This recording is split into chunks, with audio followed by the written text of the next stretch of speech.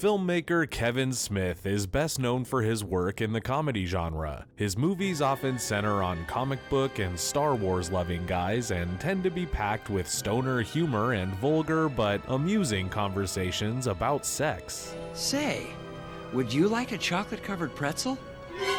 But once he was more than a decade and several films into his career, he decided to switch things up and make a horror film that was inspired by disturbing headlines. A movie packed with death, damnation, and some damn fine acting. Released in 2011, Kevin Smith's first horror movie was called Red State.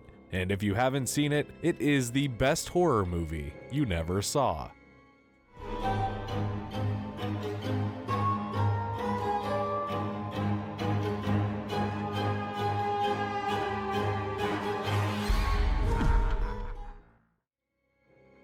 Most Christian churches preach of a loving and forgiving God, but there's one particular church with a small congregation that takes the concept of fire and brimstone so far that many have labeled it a hate group. Their idea of God is a hateful being who revels in the deaths of sinners and soldiers alike. They used to get a lot of press for protesting high-profile funerals, holding signs with shocking messages, but they don't get as much press coverage these days. So we won't even mention the name of their church here.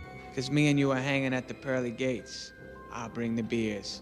But the point is, Kevin Smith saw the headlines about this group and he was disturbed and appalled, but also inspired to write a horror film about a church that has similar beliefs. But the congregation he imagined takes their beliefs to dangerous and violent extremes. Also a source of inspiration was the story of the apocalyptic cult, the Berge Garabedians, who, while under the leadership of David Koresh in 1993, had a disastrous standoff with the ATF at their Waco, Texas compound. ATF agents showed up to execute a search warrant, kicking off a 51-day ordeal that involved shootouts and fires, and resulted in the deaths of 86 people. The story Smith wrote is basically split into 3 sections, centering on subjects that you're not meant to talk about in social situations, like sex, religion, and politics. It's set somewhere in Middle America, presumably in a red state, although the film's title is a play on the term, with red being a euphemism for blood in this case. And for the last decade, a church called the 5 Points Trinity Church has been protesting funerals and spreading their message that America is going straight to hell. And the main reason that they think this is because of the country's acceptance of gay people. This isn't much of a concern for teenagers Travis, Jared, and Billy Ray, played by Michael Angerano, Kyle Gallner, and Nicholas Braun. They are not gay. In fact, through the internet, they've just set up a meeting with an older woman who says that she wants to have sex with all 3 of them at the same time. Sexual banter is common in Kevin Smith movies, but here the dialogue is nastier and rougher.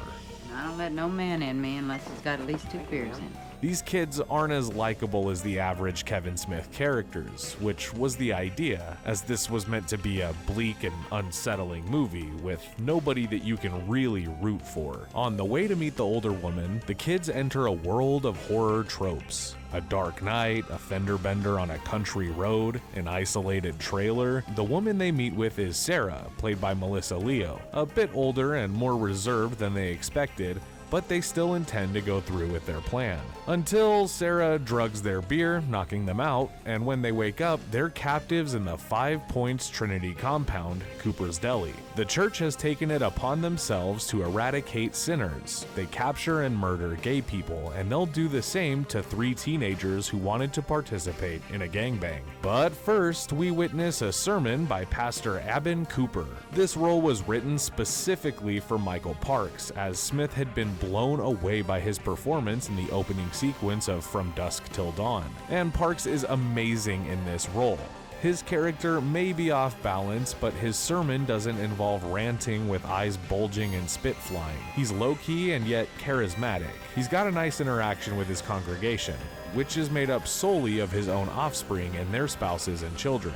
But he peppers his scripture quotes with dehumanizing hate speech. It is a disturbing scene. Would y'all like to see who we have to thank for the extinction of the human race? especially since there are little children in the group. Hearing all of this talk and seeing two of the church's captives in the room with them, one strapped to a cross and the other in a dog cage. Members of the congregation are played by Smith's wife, Jennifer Schwalbach, Michael Parks' son, James, Carrie Bichet as Cooper's granddaughter, Cheyenne, Betty Aberlin from Mr. Rogers' Neighborhood, and radio personality and podcast host Ralph Garman as a man who doesn't speak. Smith's Zack and Miri Make a Porno cast member Tracy Lords badly wanted to be in the movie Red State, and it's easy to imagine her playing Sarah, but it was not meant to be. Smith attempted to make sure the movie would never become predictable. When you think you know where it's going, it swerves off into a different direction. So once the teens have been captured, it doesn't just become a story that the church members are torturing and murdering the kids. Remember that fender bender? The driver of the other car was local Sheriff Winan, played by Stephen Root. Although Winan is married to a woman, he sneaks off to hook up with male prostitutes on the side of the road. Not knowing that the teens didn't see what was happening in the car, he fears his secret will get out. So he sends his deputy Pete, played by Matt Jones, to look for their car, which he finds at Cooper's Deli, right before he gets killed by the Coopers, who are definitely aware of Winan's secret. Desperate to deal with the situation, Winan makes a call to the ATF. Enter ATF agent Joe Keenan, which proved to be the most difficult role to cast. Smith wrote the Red State script soon after making a cameo in Live Free or Die Hard. Since he had a great time working with Bruce Willis on that film, some wondered if he would try to put Willis in this film. Keenan would have been a good fit for Willis. But then Smith had the experience of working with Willis on Cop Out, and that ensured that they would not be working together again. Smith wanted John Goodman for the role, but Goodman was busy, so he turned to Dermot Mulroney. Talks with Mulroney went well, but then they ran into the dreaded scheduling issues. Samuel L. Jackson had expressed interest in being in a Kevin Smith movie, so Smith sent him the Red State script. Jackson read it and liked it, but his agent wasn't interested in working around the budgetary restrictions to get him into the movie. By this time, Goodman's schedule had cleared up, so he got to play the role and deliver a great monologue toward the end. So, the ATF caught word that the church has been gathering semi-automatic firearms and modifying weapons. So, when Winan alerts them to suspicious activity on the compound, Keenan and other agents, including one played by Kevin Pollak, show up and execute a search warrant. A shootout ensues, and with bullets flying around him, Keenan is informed that the higher-ups have reclassified the situation. The Coopers are now considered a domestic terrorist cell, and Keenan and his men are to wipe out everyone on the compound: men, women, and children. Smith wrote the Red State script back to back with the script for the comedy Zack and Miri Make a Porno. His idea was to make the movies back to back as well. He wanted to have Red State filmed and Zack and Miri in post-production by the end of 2007. But it just wasn't that easy. All of Smith's movies up to that point, except for Mallrats, had been made by the Weinsteins, so the scripts got sent to them first, and neither of the Weinstein brothers were interested in making Red State. They found it disturbing and challenging, but not commercial. Zack and Miri Make a Porno, though, that one got a green light and put on the fast track to production based on the title alone. Unfortunately, the Weinsteins flubbed the marketing. Although the movie starred Seth Rogen, fresh off starring in comedies that had made over $100 million at the box office, Zack and Miri ended up making less than $40 million. This dropped Smith into a deep depression for a while and turned him into a stoner for many years. He emerged from the depression to direct, but not write, the buddy cop movie Cop Out for Warner Bros. And that didn't turn out very well for him either. At this point, he understandably felt his movie career was winding down. He'd make a couple more movies, then pivot to podcasting and distribution. And one of the movies he wanted to make before he retired was Red State.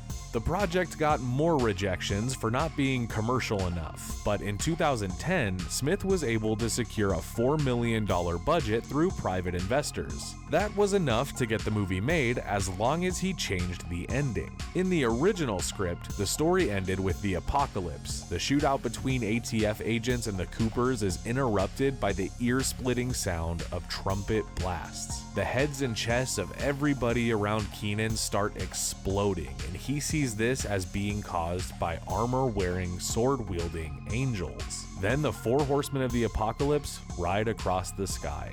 When Smith sent that ending to his filmmaker friend Malcolm Ingram, Ingram's only response was, "I dare you." But he didn't have the money to carry out that dare. So instead, the film ends with a dialogue scene where Keenan explains the trumpet sounds were a prank being pulled by neighbors who hated the Coopers. It wasn't the rapture after all. After the movie was released, Entertainment Weekly put together an animated version of the original ending.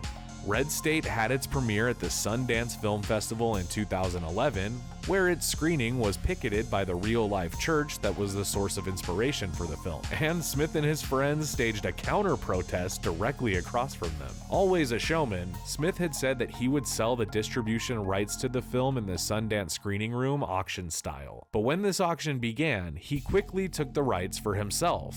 He had a self-distribution plan that would involve touring with the movie, taking it to venues around the country. He didn't want to work with the Hollywood marketing machine on this one. After seeing how much money was wasted on promoting his other films, for example, Miramax gave him a $5 million budget on Clerks 2, then spent $10 million on marketing. He'd represent Red State himself, and you know what? It worked. By touring the film in North America and selling the international rights, he was able to pay off the investors and make some profit. Then he sold the home video rights to Lionsgate, and it did well enough for them that they were still hoping he'd make a sequel a decade later. Red State is very different from any movie that Smith has made before, in tone and style. It's shot in a gritty, handheld way, with cinematographer Dave Klein drawing inspiration from the Normandy sequence in Saving Private Ryan when he was filming the shootout scenes. The movie plays like a documentary of awful events featuring mostly terrible people. And the worst thing is, it seems like something you'd really see on the news. There's no musical score, but there is an ominous rumbling on the soundtrack during particular moments. It moves along at the speed of one of the many bullets fired in it, getting through certain scenes with jump cuts when necessary, just to keep the momentum going. It's dark, disturbing, thrilling, and occasionally there's a laugh or two dropped in there. What Red State has going for it more than anything is some excellent acting. Michael Parks, John Goodman, Melissa Leo, Kyle Gallner, Carrie Bichet, Stephen Root, and everyone else all turn in great performances, then get caught up in a bloodbath. It's great.